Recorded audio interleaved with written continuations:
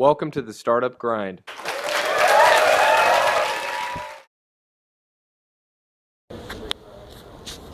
The very beginning. Before I start, thanks for coming. I like when people come and I deal with quality, not with quantity. So if someone comes on a Saturday afternoon and there's sun like that outside, that means you really care. So thank you for that. I don't know where it started. I was 19. I remember my mom really wanted me to study on a university I really didn't want to go. And once she sent me there, I was really struggling to find a way to get myself independent from my family, because obviously when you study somewhere and they're sending you money, you have to do what they want you to do. So I found a guy who was back then. Is it working? Yeah. He was a sales agent. He was selling insurance and investment products, and he had this cool car and cool lifestyle. I was like, he's like small and ugly and fat. I can do that as well. So I asked him to get me a job in his company, and I was doing that with them for 2 years. We all opened our own office. It was pretty cool. And I was like 21 back then, earning some good money, because that was 2006. That was before all the Lehman Brothers and all the crises in US and Europe. So you could get pretty good money out of it. But I was like, okay, this is not what I want to do by the end of my life. It's just selling investment products, selling insurance to people and just knocking by the door. And that was already the time when everyone was talking about MySpace, Facebook, social media. It was just going crazy. And you could see the pictures of people just typing on their MacBooks in their fancy Starbucks coffee shops in Silicon Valley. I was like, I'm also better than them. I can do it as well. And that's when I just decided to leave my job. I took all the money I got, and then my first online startup was a dating website. So that's what I started. And obviously I had no idea how to build a company, how to build an online company. So we went bankrupt after 3 months or something like that. But that was a good lesson. And then I realized, okay, I still want to do it. I just need to spend someone else's money this time. So I started searching for investors in Poland. So from the time that you left university, the time that you graduated, to start something on your own, tell us about your how it started for you, the decision to go out there and start your own company. What was the name of your first company? Tell us the hardship, how it was for you to start your own venture.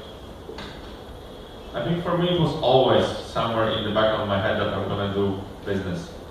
I just wanted to deal with something that you can touch, something that is tangible.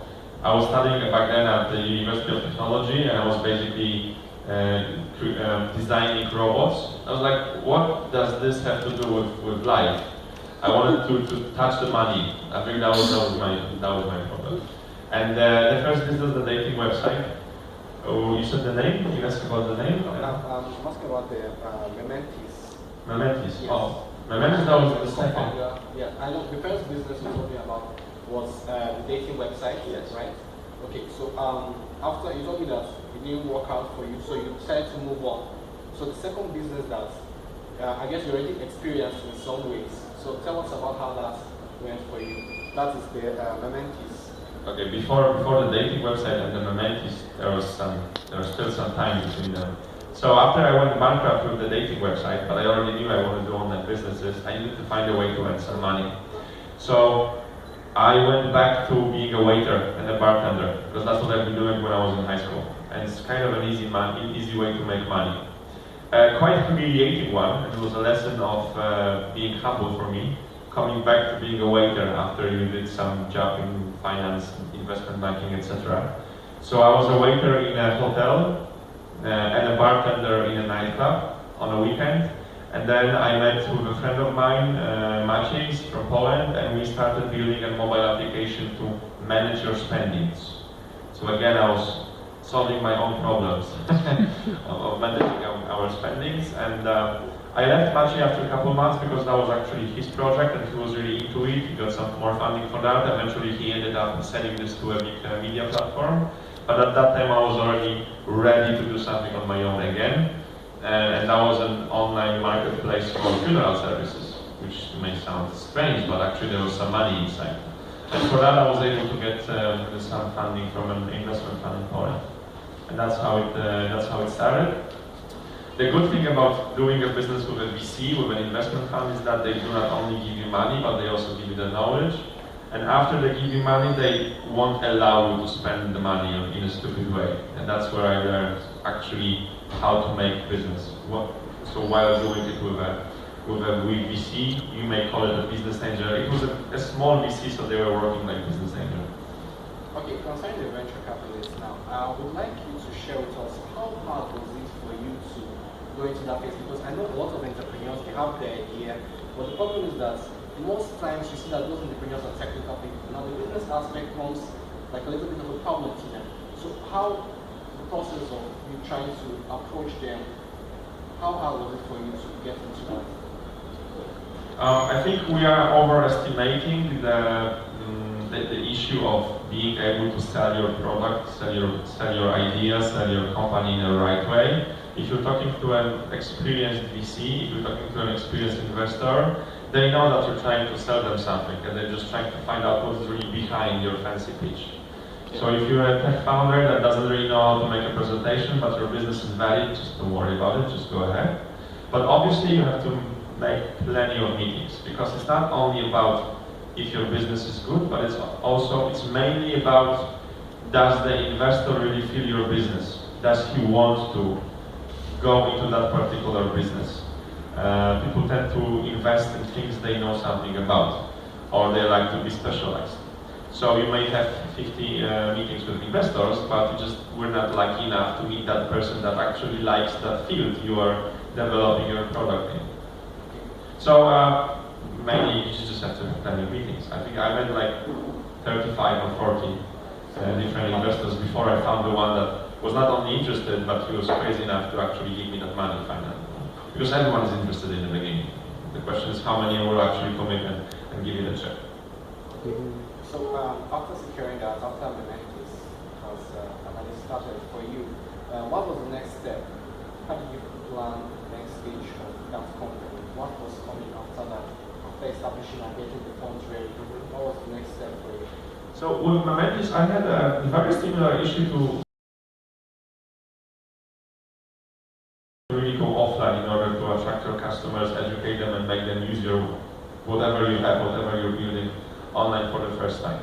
So we realized that after a couple of months, with some basic marketing activities and building some products, we've been able to get like 80% of what was there in the funeral market in the online.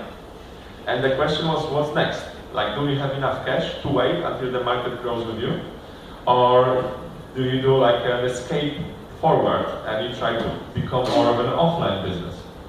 And I did not want to be a funeral director. The investors, they were saying like, okay, you already have a nice online business here, you're getting customers online, you're sending customers to offline funeral homes, because that was like a marketplace. But if you want to have next step, if you want to make more money, you need to build your own funeral homes. Like in Jovago right now, if for example, let's say the situation was similar, I'm not growing as fast as I want online, and in order to make more money in Jovago, I should build my own hotels. So I could send my customers to my own hotels and get more margin out of them. That was the issue, that was the problem I was dealing with right now. And that was a very tough decision for me back then. And I said, no, I don't want to do offline, I want to stay in online, but obviously that my investors did not like it. So I decided to use all the money I had and also borrow some money from a bank. And I bought the shares, all the shares from my first investor. And I bought them back. And then I decided I already have a nice company that is working pretty well. I have a nice structure, I have a great team behind it. So now let's time a business, automotive sector. I will build a marketplace for automotive sector to make business or work in the States. But I don't know how about you, I was raised watching Hollywood movies and activities. And I went to visit my friend in Paris, and that's where I met by accident guys from Rocket Internet who at that time were hustling with Julian here. And they said like, oh, okay, so you do nothing, you did some marketplace in Poland, okay? And you had a problem with an online business that is actually has to be developed offline. We may have similar issues in Nigeria here. Maybe you'd be interested in doing something for us. I like Nigeria, I'm sorry, but First of all, where's that? And second of all, don't you have terrorists there? No, this is typical, arrogant knowledge of some European guy. Because what I have to confess is that in Europe we don't really learn much about Africa unless you're really interested in and try to dive in on your own. Europe has such complicated history itself. There's too much to learn, Then so that was it, and they said, okay, we have a couple of businesses. They told me about Jumia, they told me about Kaimu, and they're like, maybe you want to join a bigger company, or maybe you just want to start something all over again. I was like, I don't remember when was the last time I worked for anyone else, so we can do something, but probably I would have to start something from scratch. And they said, yeah, we were thinking about hotel business. How do you feel about that? And because I was working as a bartender and a waiter before, I was like, yeah, I know something about that business. Okay, let's do it. At that time, I did not know anything about the market here. To be honest, I did not know much about Africa yet. But just because it was like a big question mark for me, I found it interesting because I had nothing to lose at that point. Because I always could come back. And knowing that Rocket Internet wants to invest in this project, that gives you a certain level of safety, even though you travel to a country and you know absolutely nothing, you know nothing about. At least you have that investor. And again, if something goes wrong, you're going to spend their money, especially at the beginning. Now the risk is bigger, but at the beginning I had some safety cushion. Okay. So how do you feel coming to, I can imagine a European coming to Africa to do business. How did you get used to the environment, people? Because I know that when you're considering building a product, for example, now when you're taking Nigerian market into consideration, you have to put a lot of things into consideration, like the people that are involved that are going to be using your application. How do you overcome that barrier, trying to learn about the market strategy, the market structure? How was it for you getting to this new area, trying to find your way? You're asking very difficult questions. Okay, the business of marketplace as an online business is very specific, and it's much, much different than SaaS. It's much, much different than any other software you could develop. We had two basic issues we had to face. First of the issue was we have to build supply before we build demand, because I cannot just launch Jovago and have 5 hotels to show you, because no customer will come. But then again, you have to build the supply very fast, because once you start building supply, your first vendors, your first hotels, they will start getting very, very anxious and impatient because they want to get their first customers. So once you start building supply, you have limited time to finish building that supply. So obviously we had to find a way to sign hotels very quickly. And that was a purely sales issue. That was a purely sales, B2B sales challenge. It didn't really matter if you're building an online marketplace or an online startup or not. All you had to do is do a proper B2B sales team. And obviously I had a little bit of handicap, because when I went to a hotel in Festac town, like a 5-room brothel, and the guy sees the white guy coming to his hotel wanting to do business with him. Obviously he was in shock, so I could tell him anything. It was like, why would you even come to my place? But I couldn't sign all the hotels in Lagos, all the hotels in Nigeria on my own, so I had to quickly build a sales team. And in 3 months we built a team of 50 sales guys that were traveling around the country and signing hotels. So for me the problem was first the B2B sales and then recruitment. And then I had no idea about how to recruit in Nigeria, because CVs here, they mean nothing. I'm sorry, but the education system also means nothing. It's not really good. Nigerian companies mostly teach the wrong corporate culture. So you have two choices. You're either going to get very young, ambitious, hardworking people straight from the street that know absolutely nothing, and you have to invest a lot of time and energy to get something out of them. Otherwise, you have to get, I don't know, guys, Nigerians who had the money because their parents probably had the money, and they send them to Harvard and other universities, and then they come back and they expect to be paid like a CEO of them. So the two ways have their pros and cons. So that was the part of the challenge in terms of offline part of the business. Then the online part. You are building a marketplace that basically exists in every other more developed part of the world, and you assume it's going to work the same here. But Nigerian customer is so much different in so many ways. In US or in Europe, you're going to use laptop for activities that will take you more than, I don't know, 30 minutes. You're going to use a smartphone for activities from, I don't know, from 30 seconds to 3 minutes, and maybe you're also going to use a tablet for activities from 3 to 30 minutes. And depending on what kind of tool you're using now, you're going to use different products on that particular tool. In Nigeria, most of customers use phone for everything. So that totally creates an urgency to build a product that will work in a totally different way. And I think one of the biggest misconceptions of building a startup in Nigeria is that people just try to copy the flow and the UX and the design of startups, of companies in Europe or US, where we should look more on what's going on in India or China. Because maybe the penetration numbers are cool, so many Nigerians have a phone, so many Nigerians have access to the internet, but how many of them check something more than just WhatsApp or the news? How many of them actually know how to book a hotel? How many of them actually know how to go to Jumia and purchase something and pay with a card? So that was something that we had to basically redefine from scratch and just cut stages from purchasing process until we got like the 3 or 4 basic ones that actually made sure that there is any conversion on the website. Because otherwise people were just going on our website and they were just dropping off in the middle of the process of purchase. So that was the biggest issue, like learn how the market works.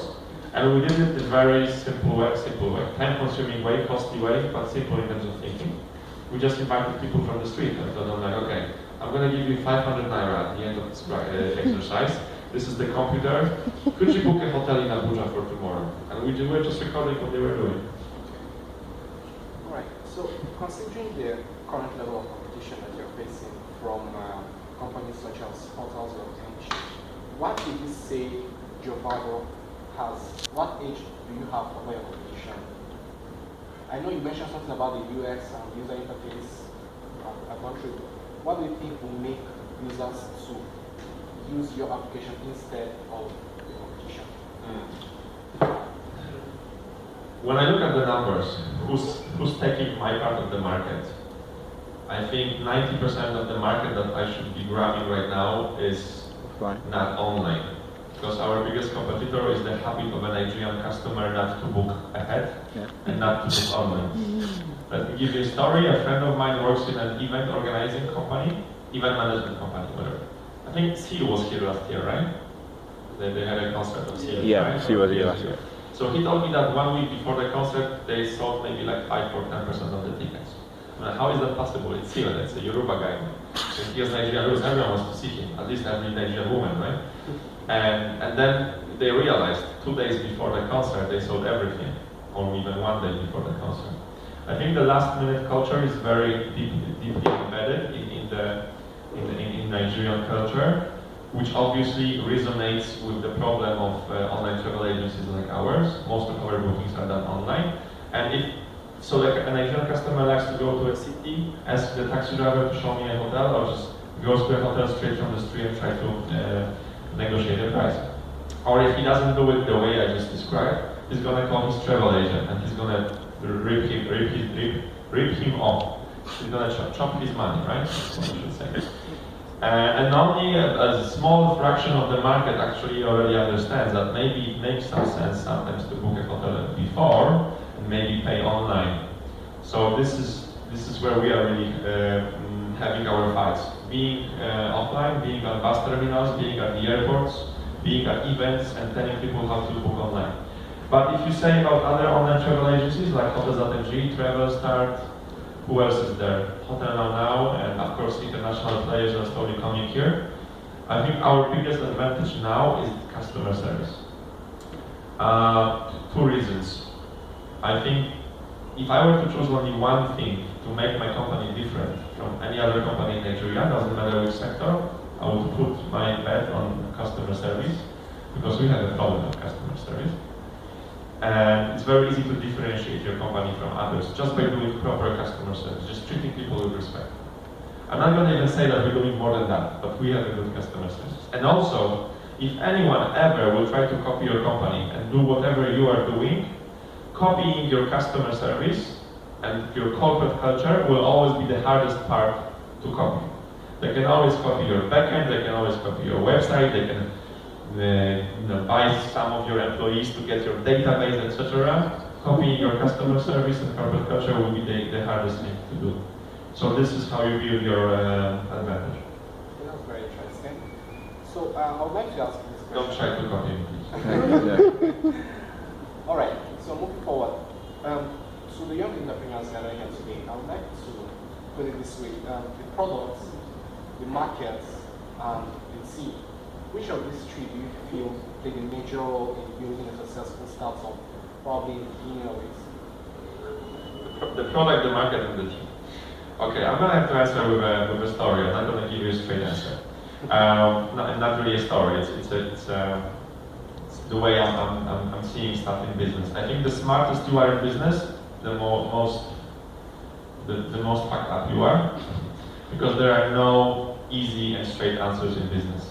I think I could answer market and give you a fair enough explanation. I could give you team and I would give you a fair enough answer. I could give you product and I would give you a fair enough answer. I think everything depends on what kind of business you are doing, what kind of stage of the market you are dealing with, what kind of manager you are, because you can have a very bad team but you're perfect at executing the product and hitting the market with the right tools, and it doesn't really matter that you have a bad team, but sometimes you're working with a product in a sector where everyone else has a great team and you have to have a great team as well. So I think it all depends.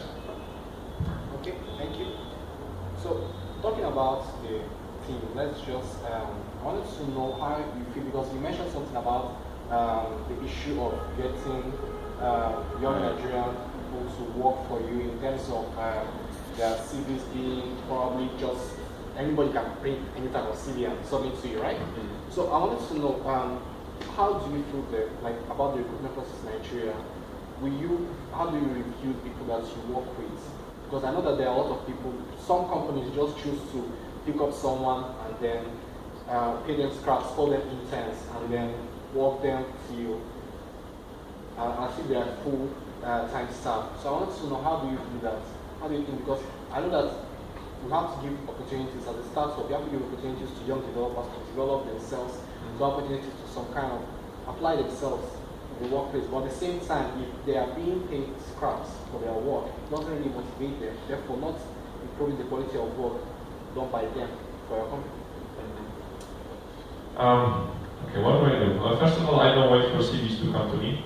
I always ask for recommendation of people that work with me, because I believe that if you work with a great person always has great friends, a smart person always has smart friends, etc., etc. Whenever I'm recruiting someone, I have to answer myself two questions. Will that person do it? I mean, is that person capable of doing it? And second question, is that person motivated? Will that person want to do it? And the question number one, my favorite question during the interview, I always ask about some experience from last job or the job before, and I ask them about the biggest challenge they were facing at that particular job, the hardest problem they had to solve, and how they did it. And if they are able to explain in details how they tackled that particular challenge, that means they know what they're talking about. I think that's the question that people who are not prepared enough, or people who are trying to bullshit you, they will fail very soon at answering. And will that person do it? Will that person be motivated to do it? I don't think there's any way to really find out during an interview. I'm always trying to be very transparent with whoever I'm hiring company right now. You don't even know that either. So we just have to try with a probation period. That's what we're doing mostly. And after a couple of weeks, you can say if that person is good or not. I don't know what is any golden rule. I just want to find out if a person knows what he's talking about, if I like to spend time with that particular person, and then if she's willing to work with me for some time, and we're just going to see how it works. Right. Now, well, basically from what you said, I know that recommendations, especially entrepreneurs have to.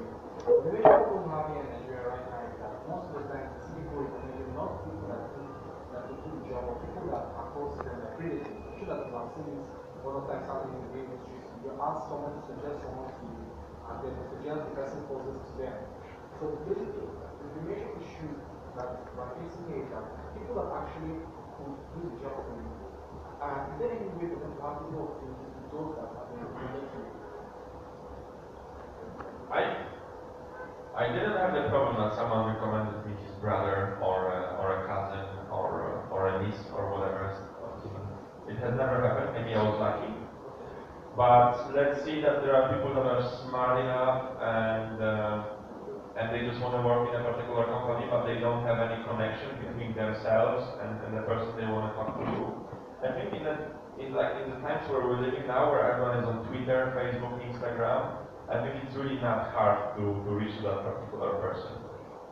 Yeah, as long as whatever you're writing in that email makes sense and you're not spamming, because obviously when someone is writing me a message, "Dear sir, I need a job," with 5 mistakes in that particular sentence, and obviously I won't be able to have time, to spend with him and to work on him. So then if somebody connects, we probably show you first approach you. What always worked is that someone sent me an email with feedback, like I booked a hotel, I did it like this, or I was going through your website and I found the bug. Like, okay, when someone finds a bug in the website, you need this guy, because he's going to go to a competition if you don't hire him. Alright, thank you. So, there's something you mentioned, when you just started that you dropped out of college, am I right? Okay, so, in Nigeria, the issue is that we have this kind of thing that someone that has not finished is practically impossible for them to get out there and create some kind of success. And I also like to put this question to you. If you are engaged to someone without college education here in Nigeria, do you consider that person for a trial? Like you said, if they're in trial to see if they can perform the job that's given to them, will you consider such a person for a trial without any college education? Yeah, I think we had the same problem with mentality in Poland. I see my friend from Poland there, I think you should know.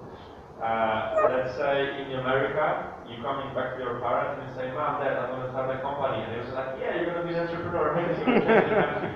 And in Poland, I come to my mom and said, I'm going to start a company. She's like, "Oh." and also, that was a good joke, I remember. In America, you come back to your home with a nice brand new Mercedes, and your neighbor is like, "Oh my God, I need to work hard to get the same car."